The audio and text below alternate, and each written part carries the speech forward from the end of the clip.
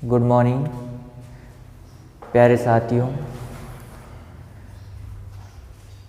Welcome to be positive classes a destination for a best education.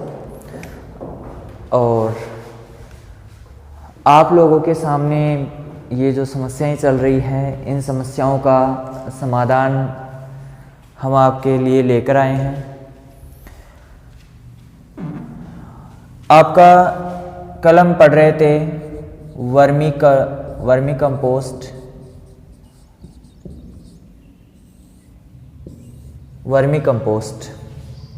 क्या पढ़ रहे थे? वर्मी कंपोस्ट पढ़ रहे थे। वर्मी कंपोस्ट में हमने पढ़ लिया था केचुए की जो प्रजातियां थी वो पढ़ ली थी। केचुए की प्रजातियां कितने प्रकार की थी? 3 प्रकार की, एपिजिक,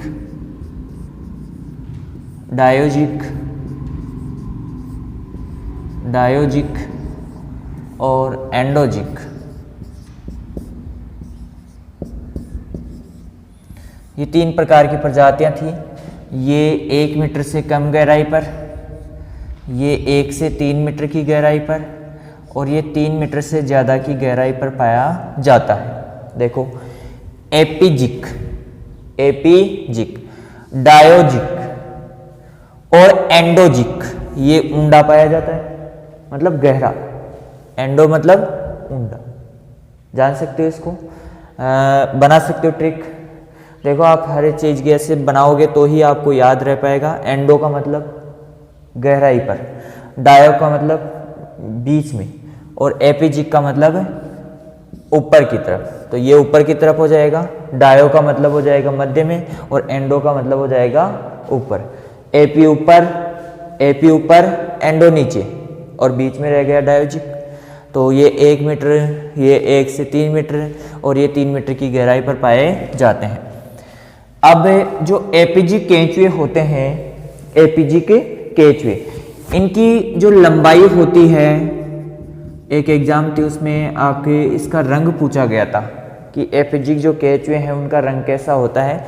तो यहाँ पर इसकी लंबाई होती है वो 3 से 4 इंच होती है। यदि इनका वजन देखें, वजन है इसका 0 आधा ग्राम। औसतन क्या होता है? आधा ग्राम, लेकिन आधा ग्राम से लेकर 2 ग्राम तक इनका वजन पाया जा सकता है। आधे ग्राम से लेकर 2 ग्राम तक। कुछ बुक्स है उसमें आधा ग्राम भी दे रखा है, कुछ में 2 ग्राम दे रखा है, कुछ में 1.5 ग्राम दे रखा है, कुछ बुक्स में क्या दे रखा है आपके यहाँ पर 1 ग्राम भी दे रखा है। तो कोई दिक्कत वाली बात नहीं है, हमने वेरिएशन में लिख दिया है 0.5 से 2 ग्राम क्या होता है, इनका वजन होता है। अब हम देखते हैं इसका रंग के बारे में चर्चा करते हैं। तो रंग जो है इनका होता है लाल। कैसा रंग होता है? लाल रंग होता है। ठीक है, तो यहाँ पर लंबाई 3 से 4 इंच, वजन 0.5 से 2 ग्राम और यहाँ पर इसके जो रंग होगा वो होगा लाल। अब केंचुए की बात करते हैं। तो जो केंचुए होते हैं उनके द्वारा क्या बनाई जाती है? वर्मी कंपोस्ट बनाई जाती है। क्या बनाई जाती है? Vermi compost. तो यहाँ पर मैं आपको जो चीज़ें लिखाने वाला हूँ आज, वो चीज़ें आप नोट डाउन कर लीजिए और उन्हें हमेशा याद रखिए, क्योंकि उनमें से ऐसा का ऐसा क्वेश्चन पूछा जाएगा। जितने भी मैं नोट लगवा कर, स्टार चांद तारे लगवा कर लिखवा रहा हूँ, वो सारे क्वेश्चन पूछे गए हैं और उन्हीं में से क्वेश्चन आने वाला है। ठीक है, अब जैसे मैंने पिछली बार 2019-20 और 20-21 का जो सेशन था, मतलब पिछले साल का, तो उस सेशन में मैंने ऑफलाइन क्लासों में जेट की तैयारी करवाई थी। तो उसमें जो मेरे नोट्स थे उनमें से लगभग 37 क्वेश्चन ऐसे कैसे मिले थे। ठीक है, और 37 क्वेश्चन ऐसे कैसे मिले थे। और इसके अलावा आपकी जो बाकी के सब्जेक्ट होते हैं, बायोलॉजी है और एग्रीकल्चर है, सॉरी बायोलॉजी है और केमिस्ट्री है, तो उनमें भी लगभग मैंने जो नोट्स लिखवाए थे उनमें से लगभग 10 से 15 क्वेश्चन मिले हैं। उनमें भी 10 से 15 क्वेश्चन ऐसे कैसे मिले हैं। ठीक है, तो यहाँ पर मैं एग्रीकल्चर का जो टॉपिक है वही नहीं पढ़ा रहा, आपको बायोलॉजी और केमिस्ट्री भी आपके साथ साथ चल रही है। ठीक है, यहाँ पर मैं डिटेल से आपको सारी चीज़ें बता रहा हूँ। ठीक है, अब देखो इनकी गहराई कितनी होती है, इनका वज़न कैसा होता है, लाल रंग होता है, इनका वज़न कितना होता है। ठीक है, सबसे पहली बात, जो केंचुए होते हैं, केंचुए होते हैं, वो आपके सबसे पहली बात यही है कि अंधेरे में क्रियाशील होते हैं। केंचुए अंधेरे में क्रियाशील होते हैं, ये चीज़ आपको पता होनी चाहिए, अंधेरे में क्रियाशील होते हैं।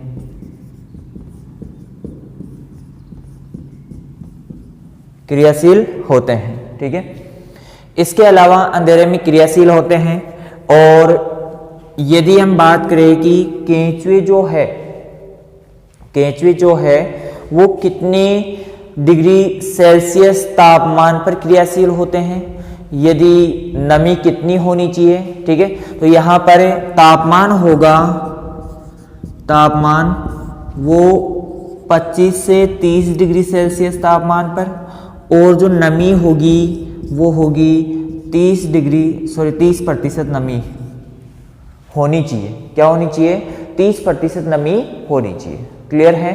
तो यहाँ पर इसके अंदर जो तापमान होगा 25 से 30 डिग्री, नमी होगी वो 30% नमी होनी चाहिए। यदि इससे कम नमी होती है तो केंचुए क्या होते हैं? क्रियाशील नहीं रह पाते हैं। क्या नहीं रह पाते हैं? केंचुए क्रियाशील नहीं रह पाते हैं। ठीक है, यदि हम तापमान बढ़ाते हैं तो जैसे हमारे वर्मी कंपोस्ट बनाते हैं उसमें जो बेड होती है या नाली होती है, तो वो कैसी होती है? लगभग इस प्रकार से लंबाई में नाली बनाई जाती है। या तो मर्दा की सतह के ऊपर बना सकते हैं या मर्दा की सतह के नीचे बना सकते हैं। ठीक है, तो यहाँ पर जो नाली है उसकी 30 से 40 फीट लंबाई होनी चाहिए। नाली कच्ची पक्की कैसी बना सकते हो, लेकिन आपको एक चीज़ ध्यान रखना है, यदि कच्ची बना रहे हो तो उसमें प्लास्टिक की जो पॉलीथीन आती है वो बिछानी पड़ेगी। अन्यथा यदि कच्ची बना रहे हो और उसमें यदि आपने केंचुआ पालन किया है या वर्मी कंपोस्ट बना रहे हो तो केंचुए क्या हो जाएंगे? भूमि में चले जाएंगे और आपका वर्मी कंपोस्ट तैयार नहीं हो पाएगा। ठीक है, तो आपको क्या करना है? कच्ची बनाओ तो उसमें पॉलीथीन लगाओ, यदि अन्यथा पक्की नालियाँ बनाई जाती हैं। ठीक है, इसके ऊपर छांव करनी पड़ती है। लगभग इसकी जो चौड़ाई है वो 3 से 4 फीट होनी चाहिए। चौड़ाई कितनी होनी चाहिए? 3 से 4 फीट। और जो गहराई होती है वो 3 फीट मान लो। कितनी है? 3 फीट गहराई होनी चाहिए। ठीक है, इस प्रकार से। अब इसके जो केंचुए होते हैं वो केंचुए बहुत ही तीव्र गति से प्रजननशील होते हैं। क्या होते हैं? प्रजननशील होते हैं। लगभग 30 दिनों में एक जो अंडा होता है लगभग 30 दिनों में एक प्रजननशील केंचुए में परिवर्तित हो जाता है। कितने दिनों में प्रजननशील हो जाता है? एक केंचुआ 30 दिनों में प्रजननशील हो जाता है। ठीक है, प्रजननशील होने के पश्चात ये 2 से 3 कोकून देता है। देखो इनकी संख्या बहुत तीव्र गति से बढ़ती है, बहुत तीव्र गति से इनकी वृद्धि होती है। क्या देता है? 2 से 3 कोकून देता है। ठीक है, प्रजननशील होने के पश्चात। यदि हम बात करें कि एक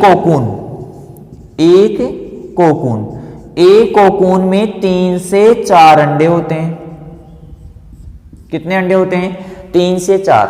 देखना यहाँ पर ध्यान से समझना कि प्रजननशील मतलब केंचुआ प्रजननशील कितने दिनों में होता है? जन्म के कितने दिनों में होता है? तो यहाँ पर होता है 30 दिनों में प्रजननशील हो जाता है। मतलब 3 से 4 सप्ताह, मतलब सप्ताह कर लो चाहे सिर्फ 30 दिन कर लो, 1 माह कर लो, कोई दिक्कत वाली बात नहीं है। ठीक है, फिर ये यहाँ पर अब आपके यहाँ पर क्वेश्चन आ जाए, यहाँ पर मीटर में आ गया तो क्या करोगे आप? यहाँ पर मीटर में आ गया तो क्या करोगे? यहाँ पर मीटर में, तो मैंने पिछली क्लास में आपको बता दिया था लगभग 3 फीट के आसपास होता है 1 मीटर में। तो ये चीज़ें आप नॉर्मल चीज़ें हैं तो ध्यान रखना। ठीक है, अब 30 दिनों में तो यहाँ पर एक केंचुआ होता है, एक बार जब प्रजनन करता है तो वो 2 से 3 कोकून देता है। कितने कोकून देता है? 2 से 3 कोकून देता है। और एक कोकून में 3 से 4 अंडे निकलते हैं। मतलब कितने अंडे हो गए? मान लो 3 अंडे मान लो या 4 अंडे, 3 अंडे मान लो, 3 कोकून, तो 3 3 9 अंडे हो गए। कितने हो गए? 9 अंडे हो गए। ठीक है। तो इस प्रकार एक केचुआ, एक प्रजननशील केचुआ लिखो रे यहाँ पे, प्रजननशील केचुआ,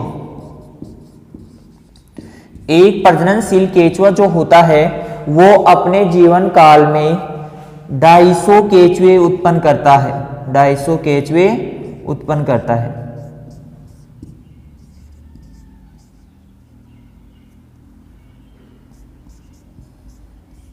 उत्पन्न करता है, क्या करता है रे? उत्पन्न करता है। कितने केचुए? 250 केचुए। ध्यान रखना 30 दिन में प्रजननशील हो जाता है। एक केचुआ, प्रजननशील केचुआ 2 से 3 कोकून देता है। एक कोकून में 3 से 4 अंडे निकलते हैं और अपने जीवन काल में एक प्रजननशील केचुआ 250 केचुए उत्पादित कर पाता है, ठीक है। इस प्रकार से अब यहां पर नमी हो गई, तापमान हो गया, ठीक है।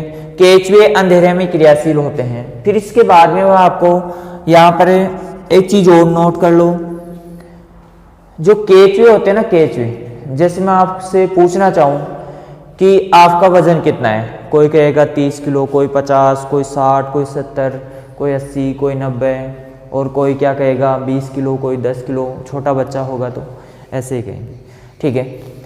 तो क्या आप अपने वजन के अनुसार खा लेते हो?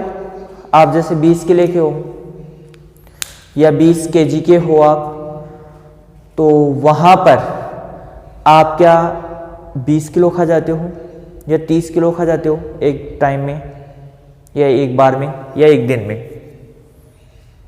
खा लेते हो क्या? नहीं खा सकते। आपका जवाब क्या रहेगा? नहीं। क्या हाथी इतना बड़ा होता है, टनों में होता है उसका भार, क्या हाथी टनों में माल खाता है क्या, या चारा खाता है? नहीं। पशु होते हैं, पशु क्या अपने भार के अनुसार इतना ही वो खा जाते हैं क्या, आहार या जो दाना होता है या फिर जो चारा होता है वो खा जाते हैं? नहीं खा सकते। क्या जो छिपकली होते हैं, छोटे छोटे जीव होते हैं, क्या 100 ग्राम का कोई जीव है तो 100 ग्राम भोजन खा जाता है क्या? नहीं खा सकता। तो फिर केचुए में एक अद्भुत समता पाई जाती है। क्या पाई जाती है? एक समता पाई जाती है। कौन सी समता होती है रे भाई लोगों? अरे कौन सी समता? इनमें समता पाई जाती है कि ये अपने भार के कई गुना ज्यादा, अपने भार के कई गुना ज्यादा भोजन खाकर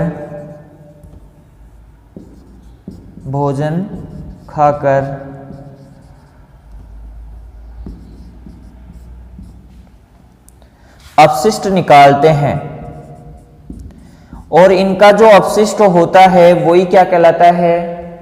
वर्मी कंपोस्ट कहलाता है। वर्मी कंपोस्ट कहलाता है। अब इसके बाद में चलो यहां पर देखो, इनमें समता क्या पाई जाती है कि ये अपने भार के कई गुना खा जाते हैं। जैसे मान लो यहां पर 0.2 से 2, मान लो 0.2 से या 0.5 से 2 ग्राम इनका भार है, 2 ग्राम भार है इनका। ये 2 ग्राम से भी कई गुना खा जाते हैं। जैसे मान लो 100 ग्राम खा गए, 200 ग्राम खा गए, 300 ग्राम खा गए। तो ये दिन भर क्या रहते हैं? चालू रहते हैं, खाना और निकालना, खाना और निकालना, ठीक है। अब इसके बाद में मैं केचुए की और विशेषताएं बताएं यहाँ पर। तो यहाँ पर देखो केचुए की और क्या विशेषता होती है, ये उतार लेना, बहुत इंपॉर्टेंट है। सारी चीजें जो भी मैं लिखा रहा हूँ वो बहुत इंपॉर्टेंट है। अब देखो केचुए जो होते हैं, केचुए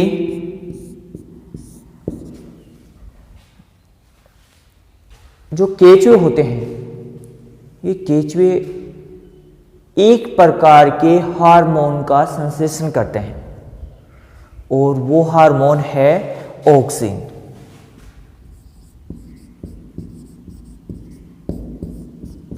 कौन सा हार्मोन है? ऑक्सिन हार्मोन है।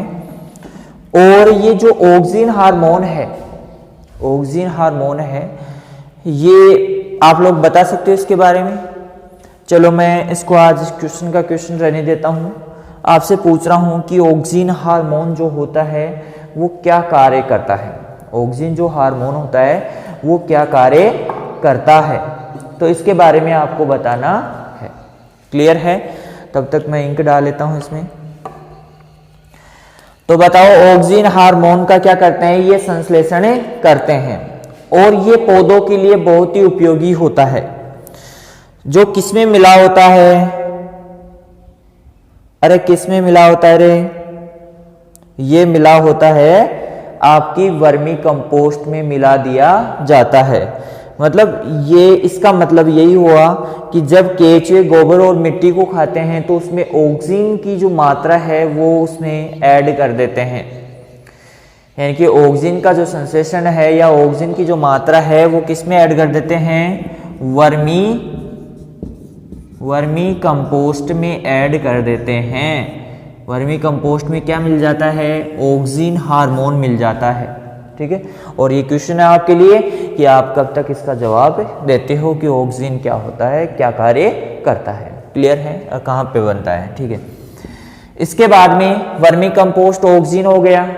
ठीक है, इसके अलावा जो वर्मी कंपोस्ट होती है, वर्मी कंपोस्ट होती है,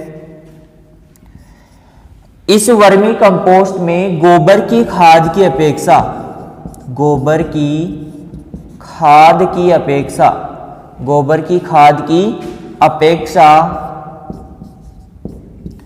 8 गुना ज्यादा एक्टिनोमाइसिटीज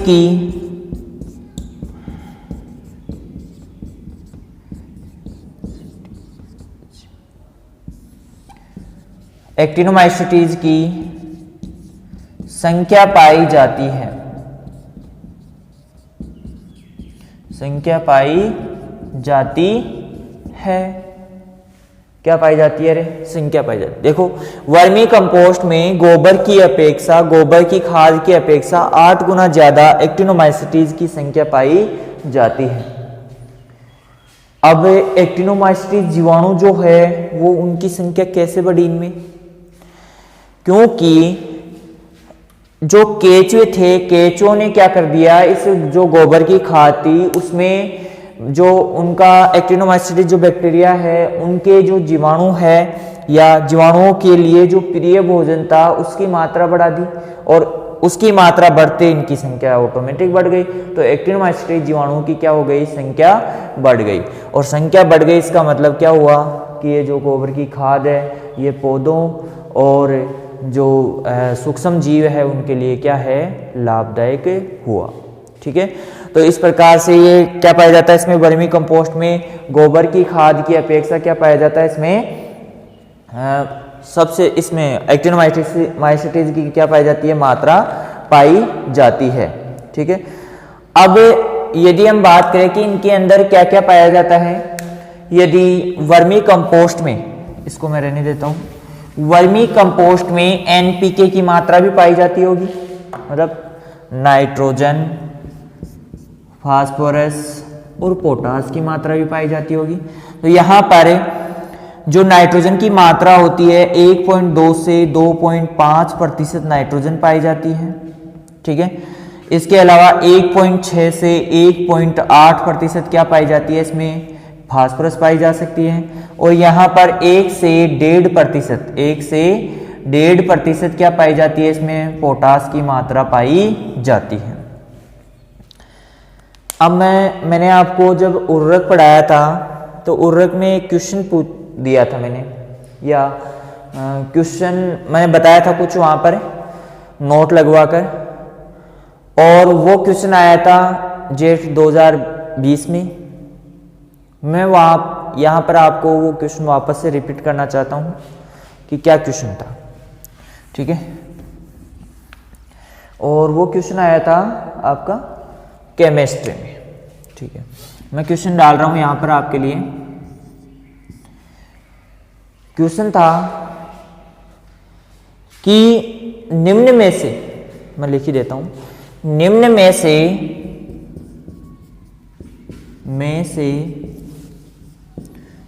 कौन सी फसल में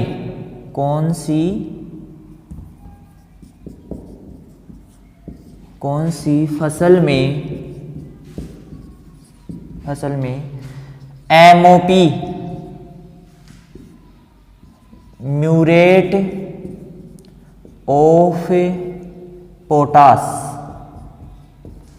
म्यूरेट ऑफ पोटास का प्रयोग नहीं किया जा सकता है।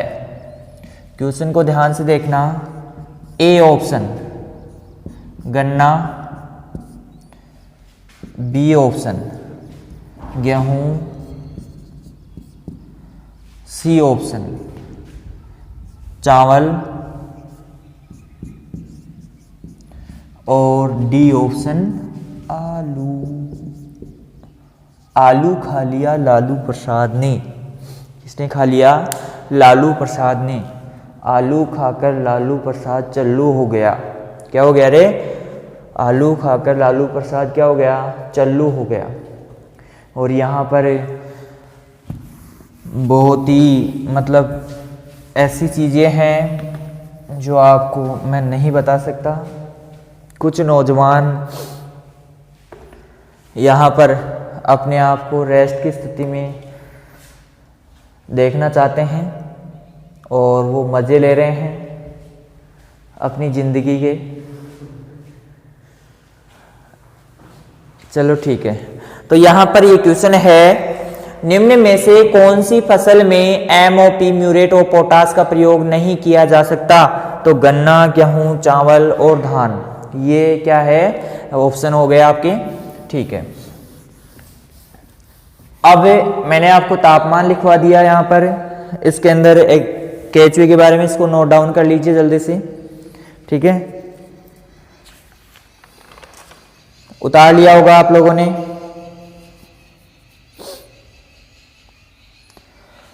अब इसके बाद में जो वर्मी कंपोस्ट है, ये फसलों में किस प्रकार कितनी मात्रा में प्रयोग किया जाता है। ठीक है, तो इसके बारे में चर्चा कर लेते हैं हम। तो यहां पर फसलों में प्रयोग, तो सबसे पहले फसलें,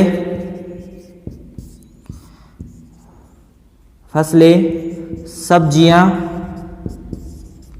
फसलें जो खाद्यान्न फसलें होती है। ठीक है, इसके बाद में आपका फल। ठीक है, चलो फसलों में 5 से 6 टन प्रति हेक्टेयर, 15 से 20 टन प्रति हेक्टेयर, और यहां पर 5 से 10 किलोग्राम प्रति प्लांट। फलों में पर प्लांट के आधार पर 5 से 10 किलोग्राम, 5 से 10 किलोग्राम। यहाँ पर ध्यान रखना है, ये चीज़ यहाँ पर सबसे ज़्यादा आप मिस्टेक करते हो। किलोग्राम है टन कर देते हो, टन है वहाँ पर किलोग्राम कर देते हो। 5 से 6 टन प्रति हेक्टेयर फसलों में, जितनी फसलें आती है आपकी, जैसे गेहूँ, चावल, जौ, जवार, बाजरा। ठीक है, तो ये वाली फसलें, इनमें सब में 5 से 6 टन, सब्जियों में 15 से 20 टन, और फलों में 5 से 10 किलोग्राम पर प्लांट के हिसाब से। जैसे मान लो छोटा पौधा है तो 5 किलोग्राम, और बड़ा पौधा हो गया तो उसके लिए 10 किलोग्राम की मात्रा आप रख सकते हो, 6 किलोग्राम की मात्रा रख सकते हो, 7 की रख सकते हो, 5 किलोग्राम भी दे सकते हो। ठीक है, तो ये मात्रा हो गई इसके अंदर। जल्दी से इसे भी उतारिए, नोट डाउन कीजिए जल्दी से। ठीक है, कुछ स्टूडेंट ऐसे बोलते हैं कि सर यहाँ पर हम नोट्स कैसे बनाएं। नोट्स बनाने के लिए अब मैं जो भी लिख रहा हूँ, यहाँ पर जो भी बोल रहा हूँ, एक बार आप वीडियो को अच्छे से देखिए, फिर वहाँ पर आगे चलाकर रोक लीजिए वीडियो को, रोक कर फिर नोट्स बनाइए, फिर आगे देखिए, फिर नोट्स बनाइए। या फिर एक बार ऐसे कीजिए, आप वीडियो को देख लें, पूरा देख लें, और फिर इसके बाद में आप क्या बनाएं? नोट्स बनाएं। ठीक है, धीरे धीरे रोक के, तो एक बार आपको समझ में आ जाएगा, तो फिर इसके बाद में आप आसानी से इसके नोट्स बना सकते हो। ठीक है, अब इतनी तो काबिलियत हो ही गई होगी कि नोट्स बनाएं। अब मैं ऐसे नहीं लिखवा सकता आपको, निम्न में से कौन सी फसल है जो म्यूरेट ऑफ पोटास का प्रयोग नहीं किया जा सकता, तो ऐसे तो करवा नहीं सकता। अब देखो यहाँ पर फसलें हो गई, सब्जियां हो गई, सब्जियों में प्रयोग, तो प्रयोग की मात्रा या प्रयोग, ठीक है। अब इसके बाद में यहाँ पर आगे देखता हूं कि इसमें जो इसका जो कंपोस्ट होता है, वर्मी कंपोस्ट होता है, उसका पीएच मान कितना होना चाहिए। पीएच मान जो होता है पावर ऑफ हाइड्रोजन्स, तो 6.5 से 7.5 पीएच कितना होना चाहिए, 6.5 से 7.5 पीएच होना चाहिए, ठीक है। तो ये आपका था वर्मी कंपोस्ट। वर्मी कंपोस्ट में केंचुओं की प्रजातियां हो गई। केंचुओं की प्रजातियां कौन कौन सी थी, कितनी प्रजातियां भारत में पाई जाती है पूरे विश्व में, और उसमें से 293 प्रजातियां, 700 प्रजातियां पूरे विश्व में पाई जाती है। 293 प्रजातियां क्या होती है, लाभदायक होती है वो किसी न किसी प्रकार से।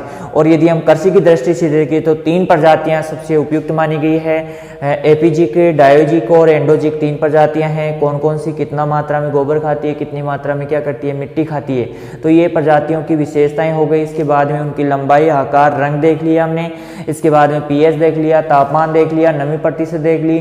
केंचुए कौन सी जगह पर ज्यादा क्रियाशील होते हैं, अंधेरे में क्रियाशील होते हैं। केंचुए की कौन सी ऐसी विशेषता पाई जाती है, या कितनी मात्रा में वर्मी कंपोस्ट में कंपोस्ट की मात्रा या फिर उसकी गोबर की खाद की अपेक्षा कितनी मात्रा में एक्टिनोमाइसीटीज की मात्रा जो संख्या है वो अधिक पाई जाती है, तो 8 गुना अधिक मात्रा पाई जाती है। ये सारी चीजें किसकी हो गई, वर्मी कंपोस्ट की हो गई। इसकी आकार देख लिया हमने, आकार कितना होता है, 30 से 40 फीट लंबा होता है, 3 से 4 फीट चौड़ा होता है और 3 फीट लगभग औसतन क्या होता है, ये गहरा होता है, ठीक है। इससे ज्यादा गहराई पर नहीं बना सकते। इसके बाद में हम बात करते हैं, जो अगला जो टॉपिक रहेगा अपना वो रहेगी हरी खाद। और हरी खाद, हरी खाद। अब हरी खाद कैसे निर्मित की जाती है, कैसे बनती है, इसके बारे में देख लेते हैं हम। हरी खाद की क्या क्या विशेषताएं होती है, किस प्रकार ये प्रयोग की जाती है, तो इसके बारे में चर्चा कर लेते हैं हम। चलो इसको नोट डाउन कर लिया होगा आप लोगों ने। चलो मैं हटा देता हूँ इसको। इसके बाद में आगे चलते हैं, आगे बढ़ते हैं।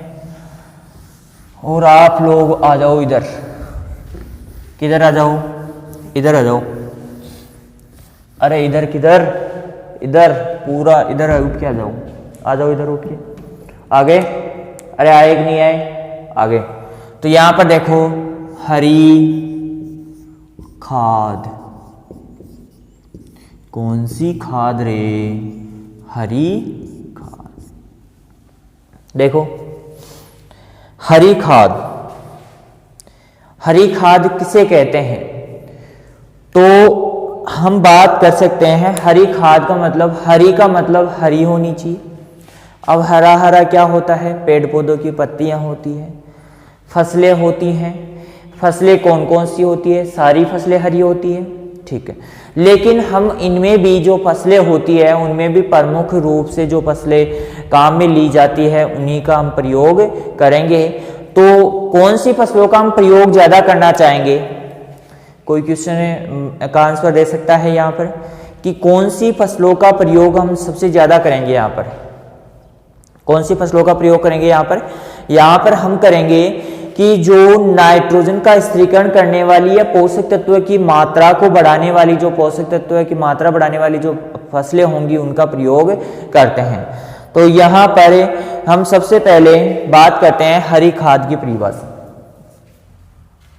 हरी खाद किसे कहते हैं, तो हरी खाद की चर्चा करते हैं कि जो किसी भी पेड़ पौधों की पत्तियां या कोई भी फसलें जो हरी अवस्था में हो, कच्ची अवस्था में हो, पुष्पन अवस्था में हो, उनको यदि हम मृदा में दबा देते हैं, उनको यदि हम दबा देते हैं तो वो सड़ गल कर क्या हो जाती है, फसलों को फसलों को क्या करते हैं, ये पोषक तत्व उपलब्ध करवाते हैं। अब फसलों को पोषक तत्व अवेलेबल करवाते हैं, हम हरी खाद का प्रयोग क्यों करते हैं, क्योंकि हरी खाद क्या होती है, इसमें जीवाश्म पदार्थ की मात्रा होती है। जीवाश्म पदार्थ की मात्रा के साथ साथ इसमें क्या पाए जाते हैं, ये पोषक तत्व स्थिरीकरण करने वाली होती है, जैसे सनई हो गई, ढेंचा हो गया, ठीक है, इसी प्रकार से गंवार हो गया, लोबिया हो गया, ठीक है। तो ये जो फसलें होती है ये क्या करती है, जैसे गंवार, मटर, मूंग, जो लेग्यूम फसलें होती है वो सारी क्या होती है, हरी खाद के रूप में प्रयोग कर सकते हो। लेकिन इनमें भी सनई, ढेंचा, लोबिया और गंवार ये 4 ही प्रमुख फसलें होती है। इन्हीं के बारे में पूछा जाता है कि इनकी बीज दर कितनी होती है और इनकी जो विशेषता होती है वो क्या क्या होती है, कितनी मात्रा में नाइट्रोजन फिक्सेशन कर पाती है, कौन सी फसल सबसे ज़्यादा करती है, कौन सी फसल सबसे कम करती है। तो यहाँ पर ये 3-4 फसलें हैं, उनके बारे में हम देख लेते हैं और फिर इसके बाद में आगे बढ़ते हैं। तो हरी खाद की परिभाषा तो लिखाने की यहाँ पर कोई आवश्यकता है नहीं। और हरी खाद के अंदर आप सबसे पहले यहाँ पर देख सकते हो कि हरी खाद में हम क्या करते हैं, मर्दा में मिलाते हैं, इसको ले जाकर क्या करते हैं, मर्दा में ले जाकर इसको मिलाते हैं। अब जब मर्दा में मिल गया तो उसके बाद में सड़ना और गलने की जो प्रक्रिया होती है वो कहाँ पे होती है, आपकी खेतों में होती है, मर्दा में होती है।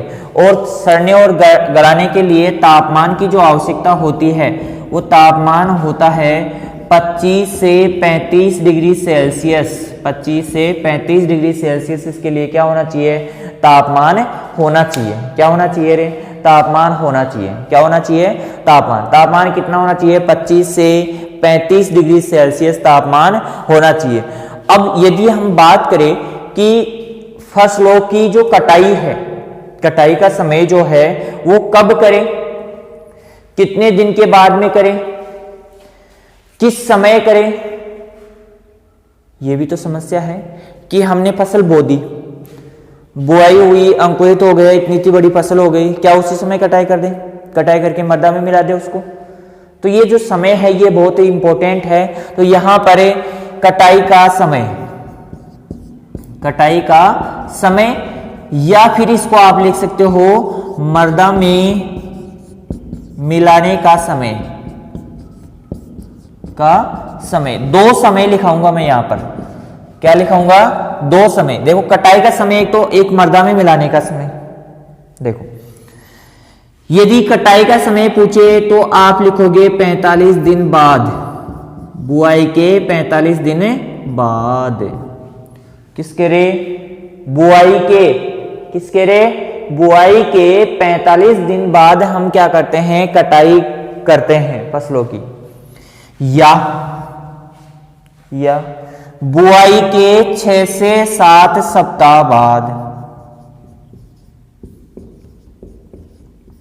या इसको मैं बाद में लिखाऊंगा, थोड़ा सा रुक जाओ, इसको मैं बाद में लिखाऊंगा, यहां पर मैं इसको ही लिखा रहा हूं यहां पर, ठीक है।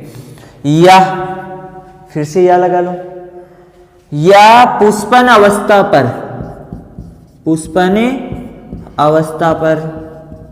अब आप लोग कहोगे सर पुष्पन अवस्था तो कभी कभार तो जल्दी आ जाती है, कभी कभार लेट आ जाती है, तो ये टाइम फिक्स थोड़ी है। तो मैंने इसीलिए लिखवाया है कि आपसे दिन पूछे तो 45 दिन। अब आपसे ऑप्शन आ जाए वहां पर 45 से 50, 50 से 55, 55 से 60, 60 से 70 ऐसे ऑप्शन आ जाए तो आप क्या करोगे, 45 से 50 जो दिन होंगे उन्हीं को टिक करना है। अब सप्ताह पूछ ले, 6 से 7 सप्ताह, 8 से 10 सप्ताह, 9 से 11 सप्ताह, 11 से 12 सप्ताह, ऐसे सप्ताह पूछ ले तो 6 से 7 सप्ताह करना है आपको। पुष्पन अवस्था, अब आपसे ऐसे ऑप्शन डाल दे वहां पर कि हरी खाद को फसल में मिलाने के लिए या फिर मिलाने की अवस्था बताइए, हरी खाद को मर्दा में मिलाने की अवस्था बताइए। तो अवस्था आ जाएगी पुष्पन अवस्था, दूधी अवस्था और टिल्डरिंग अवस्था, टिल्डरिंग फेज, ऐसे आ गए ऑप्शन।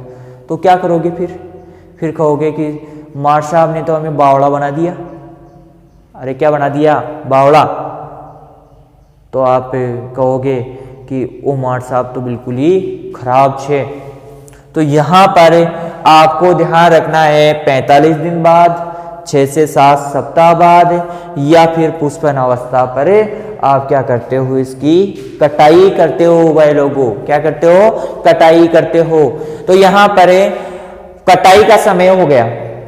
देखो यहाँ पर हरी खाद भी 2 प्रकार से की जाती है। जैसे मान लो कोई खेत है उसमें रिलैक्स मिला हुआ है, रिलैक्स मतलब आपने फसल कटाई कर ली, उसके बाद में 2-3 महीने बच रहे हैं और उसके बाद में अगली फसल बुआई होगी, तो आप क्या कर सकते हो, उसी खेत में क्या कर सकते हो, हरी खाद की बुआई कर सकते हो। मान लो हरी खाद की बुआई कर दी और फिर उसे उसी खेत में मिला देते हैं, ठीक है। या फिर मान लो कोई खेत है जिसमें सघन खेती हो रही है, मतलब उसमें बिल्कुल भी टाइम नहीं मिल रहा है खेत को, तो हम हरी खाद क्या करेंगे, दूसरे खेतों में उत्पादित करेंगे, जो हमारा अलग खेत होगा वहां पर उत्पादित करेंगे, वहां से कटाई करेंगे और कटाई करने के बाद में उसको छोटे छोटे टुकड़ों में काट कर क्या कर देंगे, खेत में पूरे में समान रूप से बिछा देंगे और बिछाने के बाद में उसको मिट्टी को पलट देंगे और नीचे दबा देंगे, ठीक है। तो यहाँ पर इसके अंदर क्या हो जाएगा, यदि इस प्रकार से हम 2 प्रकार से करते हैं तो यहाँ पर कटाई करने का समय कितना, 45 दिन बाद, बुआई के 45 दिन बाद लिख लिया ना रे यहाँ पे,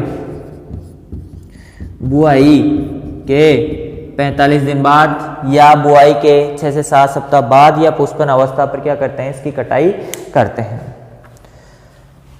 अब मृदा में मिलाने का समय,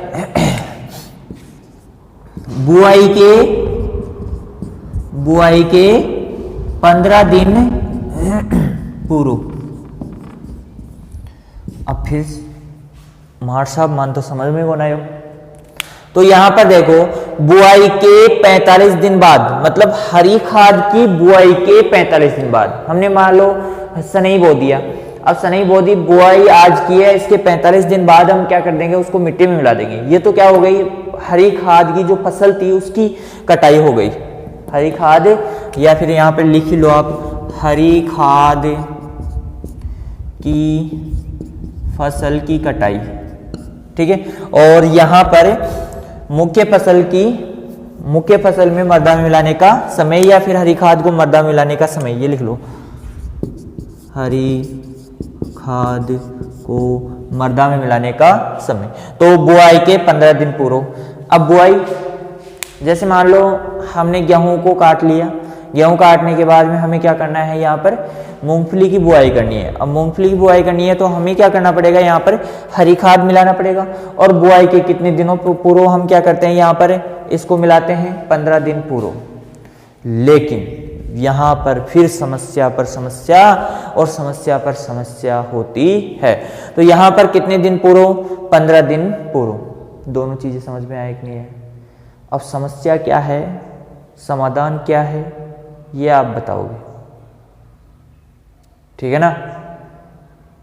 कैसा लगा मेरा मजाक, कैसा लगा मेरा मजाक, ठीक है। अब यदि हम बात करें इसके अंदर कि जो हरी खाद है वो सबसे ज्यादा भारत में कौन सी हरी फसल की हरी खाद का प्रयोग किया जाता है, तो यहां पर मैं अब ऐसे लाइनें लिखाऊंगा, आपको ऐसे स्टार स्टार लगा के लिखते जाइए कि भारत में किस फसल को सबसे ज्यादा, किस फसल को सबसे ज्यादा हरी खाद के रूप में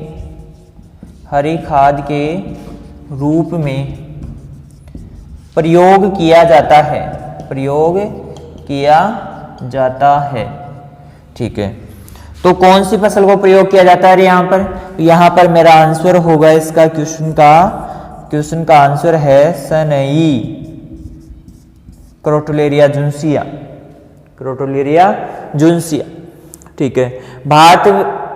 भारत में किस फसल, भारत में रह गए रे भाई, भारत में किस फसल को सबसे ज्यादा हरी खाद के रूप में प्रयोग किया जाता है, तो कौन सी फसल को प्रयोग किया जाता है, सनई को प्रयोग किया जाता है।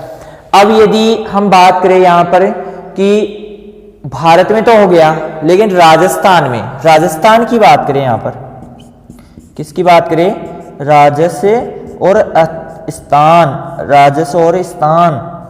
राजस्थान में कौन सी फसल का सबसे ज्यादा उपयोग किया जाता है, तो वो है ढेंचा, ढेंचा। किसका रे, ढेंचे का सबसे ज्यादा प्रयोग किया जाता है। किसका प्रयोग किया जाता है, ढेंचे का। देखो भारत में सबसे ज्यादा उपयोग की जाती है, क्या की जाती है उपयोग, सनई उपयोग की जाती है। और यदि हम राजस्थान की बात करें तो वो कहां पे, कौन सी फसल, ढिंचिका ढिंचिका ढिंचिका ढिंचिका। अब ढिंचिका ढिंचिका मतलब समझते हो, ढेंचा। ठीक है, अब इसके बाद में यदि हम बात करें कि जो ढेंचा है, ढिंचिका ढिंचिका ढेंचा है ना, तो यहां पर ढेंचा जो है उसकी एक विशेषता पाई जाती है और ये क्वेश्चन पूछा जा चुका है, ये क्वेश्चन पूछा जा चुका है। अब क्या विशेषता होती है रे भाई लोगों? इसकी विशेषता ये होती है कि इसकी जड़ें, ये कौन सी कुल की है, लेग्यूम कुल की है, जड़ें प्लस तना दोनों ही नाइट्रोजन स्थिरीकरण का कार्य करते हैं, नाइट्रोजन फिक्सेशन का कार्य करते हैं। क्या करते हैं रे? नाइट्रोजन फिक्सेशन का कार्य करते हैं। कौन? ढेंचे की जड़ें और तना दोनों ही नाइट्रोजन फिक्सेशन का कार्य करते हैं। उतार लीजिए इसे, जल्दी कीजिए, जल्दी जल्दी।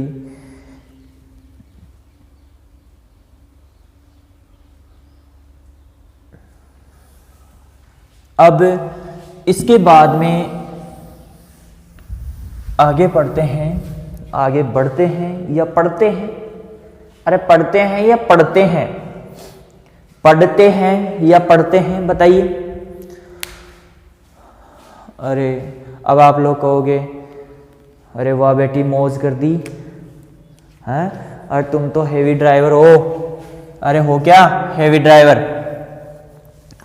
आगे पढ़ते हैं कि सबसे ज्यादा नाइट्रोजन स्थिरीकरण या फिक्सेशन, अब सबसे ज्यादा स्थिरीकरण कौन सी फसल करती है रे भाई लोगों? नाइट्रोजन स्थिरीकरण करती है। अब कौन सी फसल करती है? आइए यहां पर देखते हैं। सनई क्या करती है रे? कौन सी फसल रे? सनई क्या करती है? नाइट्रोजन फिक्सेशन का कार्य करती है। क्लियर है? अब समझ में आया कि नहीं आया? अरे इसमें समझने वाली बात क्या है? सीधी सीधी बातें हैं यहाँ पर। राजस्थान में कौन सी हरी खाद सबसे ज्यादा उपयोग की जाती है? तो वो की जाती है ढेंचे की। यदि भारत की बात करें तो कौन सी फसल? सनई सबसे ज्यादा। ऐसी फसल जिसमें जड़ और तना दोनों ही नाइट्रोजन फिक्सेशन का कार्य करते हैं, तो ये कौन सी? ढिंचिका ढिंचिका ढेंचा हो जाएगा, ढिंचिका ढिंचिका ढेंचा हो जाएगा। क्लियर है? और इसके बाद में यदि हम नाइट्रोजन स्थिरीकरण करने वाली, सबसे ज्यादा नाइट्रोजन स्थिरीकरण फिक्सेशन करने वाली जो फसल देखें तो वो कौन हो जाएगी? सबसे ज्यादा। ये लिख ही लो रे आप, सबसे ज्यादा। तो यहाँ पर आपके लिए जो नोट्स बन रहे हैं, ये नोट्स आप अच्छे से बनाइए, ध्यान से, ध्यानपूर्वक बनाइए। जो चीज़ें मैं लिखवा रहा हूँ वो सही से लिखिए। और उसके बाद में आगे हम देखते हैं इसके अंदर, इसको नोट डाउन कर लिया होगा आपने।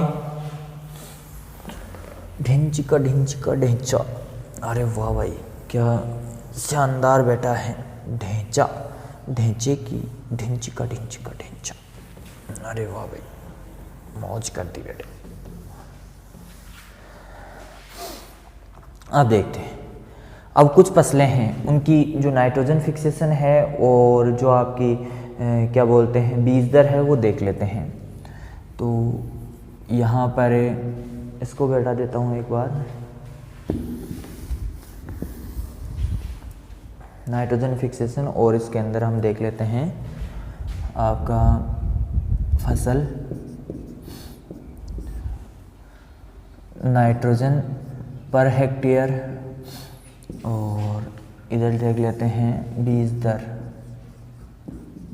दर पर हेक्टेयर। क्लियर? ये चीज़ तो समझ में आ गई होगी। ये सारणी मान लो एक, यहाँ पे आप लगाना चाहो तो ये क्रम संख्या लगा सकते हो यहाँ पर, और क्रम संख्या सीरियल नंबर, और इस प्रकार आप बना सकते हो। बहुत प्यारी सारणी बनने वाली है, बहुत प्यारी, बहुत बहुत बहुत बहुत प्यारी सारणी बनने वाली है। यहाँ पर देखते हैं कितनी प्यारी बनती है।